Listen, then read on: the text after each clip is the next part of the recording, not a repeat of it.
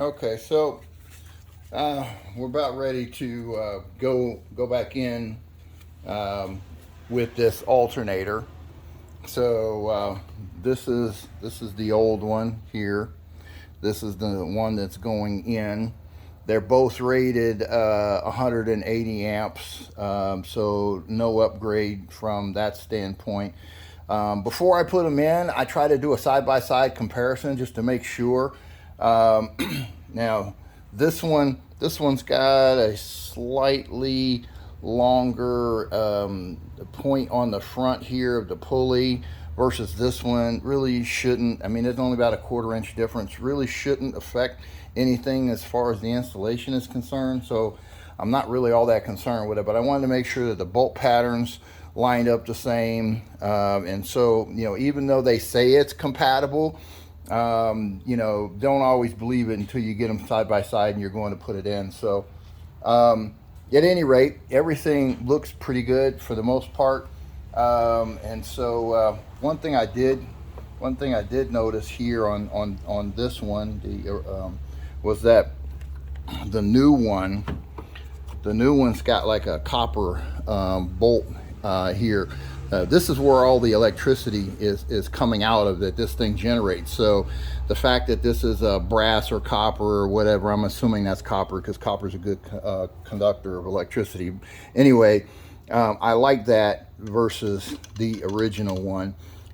So at any rate, that's one improvement, or one thing I saw different about that one that I like. So I think I'm about ready to put this in. We're going to give this a shot. I will say I've seen several videos about replacing the alternator on this particular model of vehicle. This is a 2018 Chrysler Pacifica 3.6 liter Pentastar engine. And there's a lot of different theories that go around this thing, but suffice it to say, this compartment is tight right here in order to get this alternator in. It's actually one of the most difficult alternator installations that I've dealt with, and I've been working on cars for 40 years. So it's tight to get down in there, and you have to work and manipulate a lot of things around. Now, what the technicians at the dealership tell me is that they actually unbolt the air conditioning compressor down there at the bottom, and they kind of push it out of the way so that they can manipulate the alternator back into place. Now, I did not do that here. I saw a video where one guy said he was able to manipulate it and twist it and whatever, and he did eventually get it out, which I did as well. And it's kind of like you have to work it. There's a lot of different angles. So I'm going to try and go back in with this the same way that I came out with it. That is without disconnecting the air conditioning compressor. And the other thing, which I did the last time I installed an alternator on this vehicle, was I actually loosened up this motor mount. You can't really see it in that shot. Let me move this around a little bit so you can see it. This motor mount right here, I actually loosened up this motor mount and went underneath the vehicle and jacked up the engine.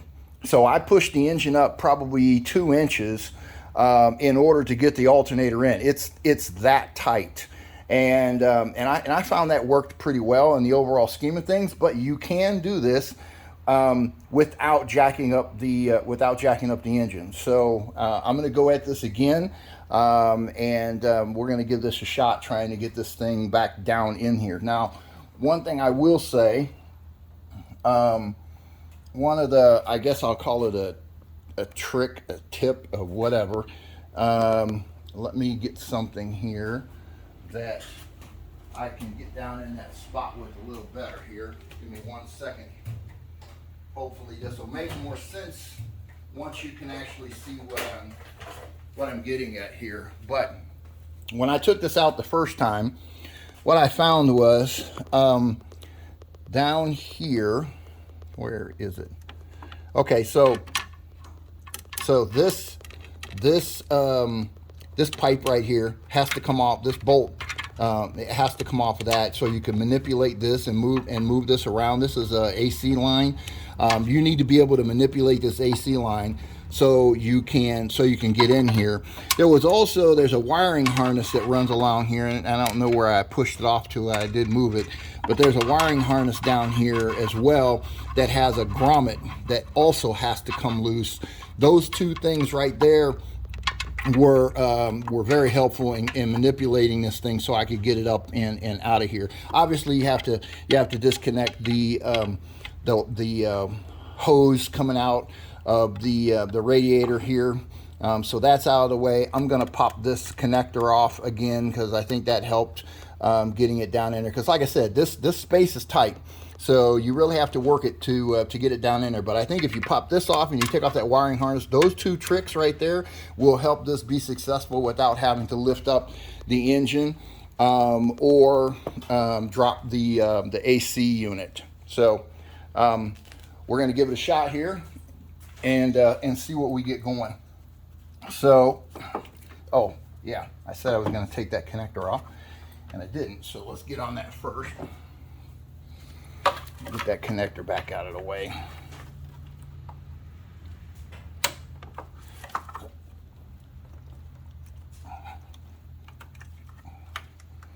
Okay.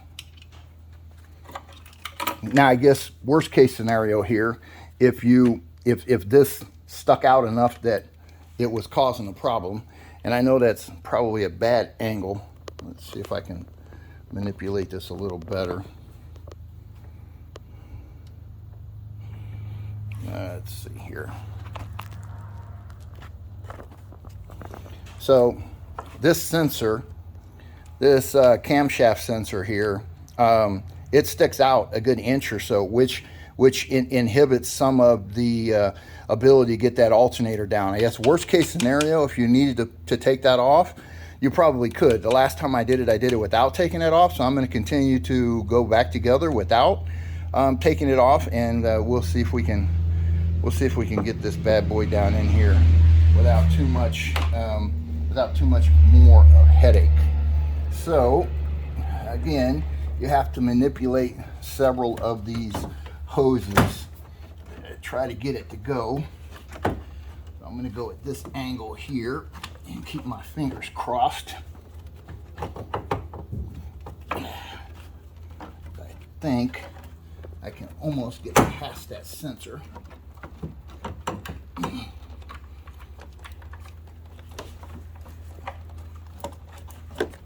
Ha! Look at that, I'm almost there. Shoot, the hard part is basically over. Well, I said that, and I probably jinxed myself by saying it. But it's kind of like a puzzle. Like I said, you just kind of have to keep moving things around until you get what you need in order to get it down in there. But at this point, you know, I'm pretty far along in the process, and that was only a couple of minutes to get to there. So let's see what else we got here. I got to get my light down here so I can see what's holding me up. Okay, I can see I'm hanging up on this AC hose right here.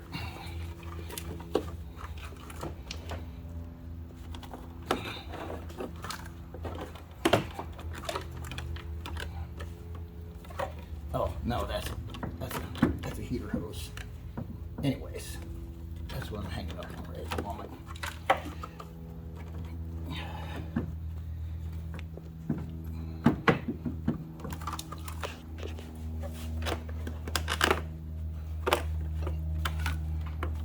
And the AC hose.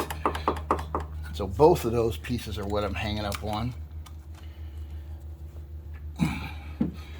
So we just keep twisting and turning until we get it where it needs to be.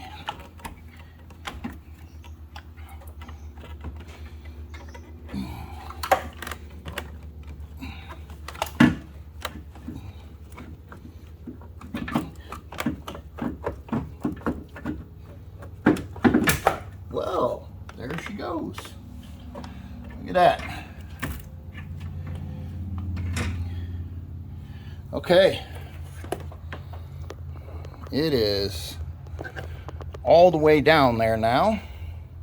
I just need to turn it, get the electrical hooked up, get the belt back on it, and we should be good to go. So you saw there was a little bit of a fight there to get it in, but you know, not unmanageable. The first time I tried this, I want to say I screwed around with this thing for probably a half an hour, maybe 45 minutes, trying to get that right angle, the right position, whatever, to get this thing dropped down in there like it's supposed to be, and I just couldn't make it happen. So that's when I decided I was going to go with the raising the engine situation, and I was easily able to get it in once I raised the engine up.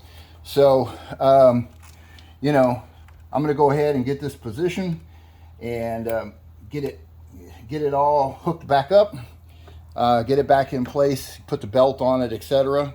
We should be pretty much good to go from there.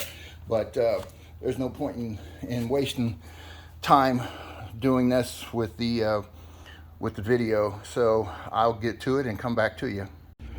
Okay, so I'm underneath the car now, but I kind of wanted to see if I could highlight a couple of things. So there's the belt assembly, and there's the alternator I just installed.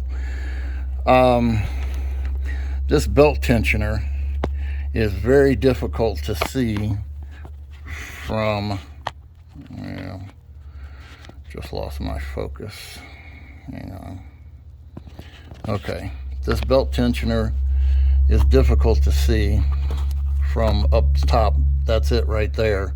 But as you can see, there's a 1/2 inch drive in the center of that belt tensioner, and that's where you have to hook up your either a 1/2 inch extension or something similar to manipulate that spring-loaded tensioner, so you can get the belt on and off.